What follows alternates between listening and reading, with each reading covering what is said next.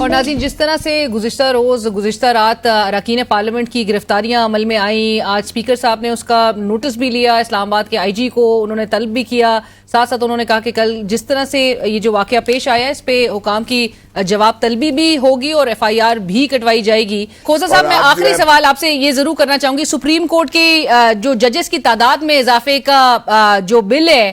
جو ایوان میں لانے کی تیاریاں جس طرح سے کی جا رہی ہیں، اور اس کا مقصد آپ کو کیا نظر آتا ہے کھوسا صاحب؟ چیف جسٹس صاحب تو کہتے ہیں کہ وہ ایکسٹینشن نہیں لینا چاہتے، حکومت کی طرف سے یا ان کی کیمپ کی طرف سے جو خبریں سامنے آ رہی ہیں وہ یہ ہے کہ وہ 2/3 اکثریت یا تو حاصل کر چکے ہیں یا اس کے بہت قریب پہنچ چکے ہیں، اور اب چیف جسٹس صاحب کی مدت ملازمت میں توسیع کا بل لانے کی جو مکمل تیاری بظاہر ہو چکی ہے، تو یہ معاملہ ہے کہ، اور آپ کو کیا لگ رہا ہے کہ اگر تو یہ قانون پاس ہو گیا، صدر صاحب کی اسینٹ بھی اس کو فائنلی مل گئی، تو کیا چیف جسٹس قاضی صاحب قانونی طور پر ایکسٹینشن لینے کے پابند نہیں ہو جائیں گے، بھلے وہ کہیں کہ میں ایکسٹینشن نہیں لینا چاہتا؟ دیکھیں، دو چیزیں ہیں، ایک تو یہ ہے کہ آج جو بل انہوں نے بلڈوز کیا ہے قومی اسمبلی میں، وہ کہ جو ججز کی تعداد کا ایکٹ 1997 کا ایکٹ ہے وہ اس میں نہیں ہے، وہ انہوں نے 17 سے 23 کرنے کا جو ایک بل تجویز دی ہے اپنے بل میں، وہ بلڈوز کر کے وہ ریفرنس ہمارے پاس ہو گئی ہے، کیونکہ میں بھی اس کمیٹی کا ممبر ہوں جو standing committee on law and justice ہے، وہ ہمارے پاس آ گیا ہے، اس پر ہماری جو ہے بحث و تمیز ہوگی، اور اس میں ظاہر ہے کہ یہ چاہتے ہیں کہ وہ جو فیصلہ ہے 8-5 کا اس کو اوور رائڈ کرنے کے لیے یہ ججز کی تعداد بڑھانا چاہتے ہیں، کیونکہ قاضی فائز عیسیٰ صاحب چیف جسٹس ہیں تو وہ چاہتے ہیں کہ ان کے توسط سے اگر یہ 6 جج اور لے آتے ہیں تو شاید یہ بیلنس کر سکیں وہ جو میجورٹی ابھی قاضی فائز عیسیٰ صاحب کے خلاف ہے سپریم کورٹ میں،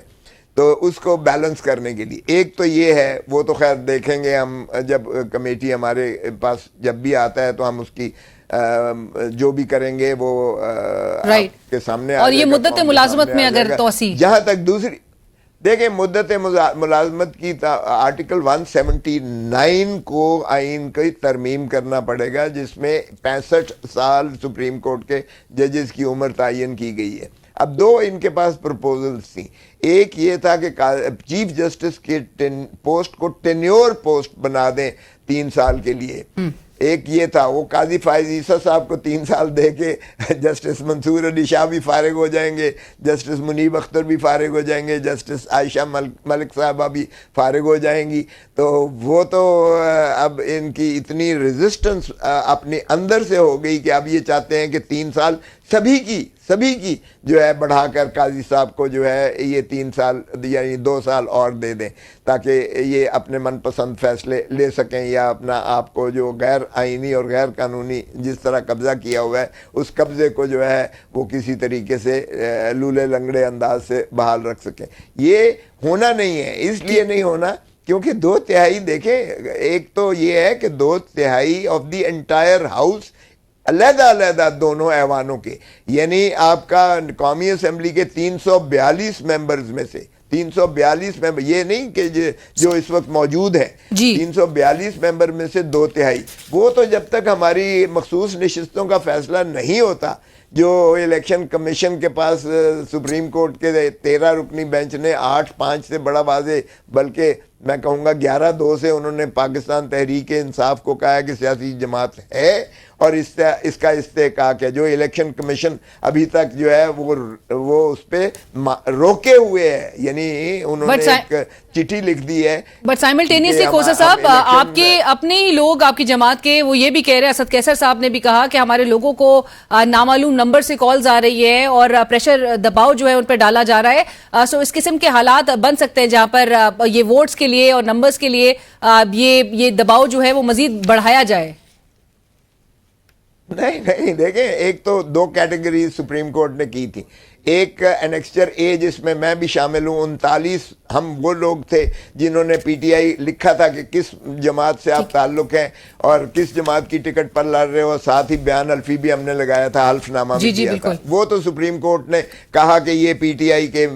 ہیں اور الیکشن کمیشن نے انہیں آزاد غلط کر کے بکھیر دیا تھا. وہ ہمارا نوٹیفیکیشن کر دیا 39 لوگوں کا، الیکشن کمیشن نے بھی اس کی کمپلائنس میں، تعمیل میں. باقی رہ گئے 41 وہ تھے جنہوں نے یا خالی خانہ چھوڑا تھا یا آزاد لکھا تھا. پیچھے یہ ہلکان ہو کر بھاگ رہے ہیں اور ان کو وہ ڈیفیکٹ کر نہیں سکتے ہیں کر رہے ہیں. نہیں ڈیفیکٹ نہیں کر سکتے، وہ لا بڑا کلیئر ہے. ایک اور دوسری بات یہ ہے کہ کسی کو سیاسی خودکشی کرنا اس وقت تو بالکل ہی تصور بھی نہیں ہو سکتا ہے، یہ غلط فہمی میں ہے. ایک بھی ہمارا بندہ نہیں ٹوٹا ہے، سو اس لیے 2/3 ان کے پاس ہو نہیں سکتے ہیں. اور مولانا فضل الرحمان صاحب کو تو یہ ایک گورنر دے رہے ہیں، 4 ان کو وزارتیں دے رہے ہیں مرکزی، اور بلوچستان میں حکومت میں شامل شراکت دے رہے ہیں. لیکن اس کے باوجود مولانا صاحب جو ہے وہ ابھی تک ان سے جو ہے وہ اس قسم کی جو ہے سیاسی لالچ کے پیچھے جا کر انہوں نے بھی اپنا جو ہے داغدار نہیں کرنا سیاسی کیریئر کو. وہ میرا نہیں خیال کہ وہ بھی ابھی تک ان کے ساتھ ہم خیال ہوئے. لیٹس ہوپ کوزہ صاحب، کیونکہ عشائیہ میں بھی یہی خبریں تھی کہ شاید مولانا صاحب کی جماعت کا بھی کوئی شریک نہیں ہوا ہے. گزشتہ روز جو عشائیہ کر کے سب کو انوائٹ کیا جا رہا تھا. بٹ تھینک یو سو مچ، بہت شکریہ لطیف کھوسہ صاحب، ہمیں وقت دے. Thank you sir. سابق گورنر پنجاب، سینئر نائب صدر پاکستان تحریک انصاف سردار لطیف کھوسہ صاحب اس وقت سے بات کرتے تھے، جنہوں نے کہا گزشتہ روز یہ ایک سیاہ ترین دن تھا جو 10 ستمبر جس طرح سے ایک گرفتاریاں اراکین پارلیمنٹ کی اور پارلیمنٹ کی جو پریولیج ہے جس طرح سے اس کی ایک بے توقیری اور پامالی نظر آئی، اس پر ویٹ کیا جائے گا. کھوسہ صاحب نے جس طرح سے کہا کہ ہم امید کرتے ہیں اور انتظار رہے گا کہ اسپیکر قومی اسمبلی کیا اس پر ایکشن لیتے ہیں. اسی کے ساتھ ہی بڑھیں گے ایک بریک کی طرف.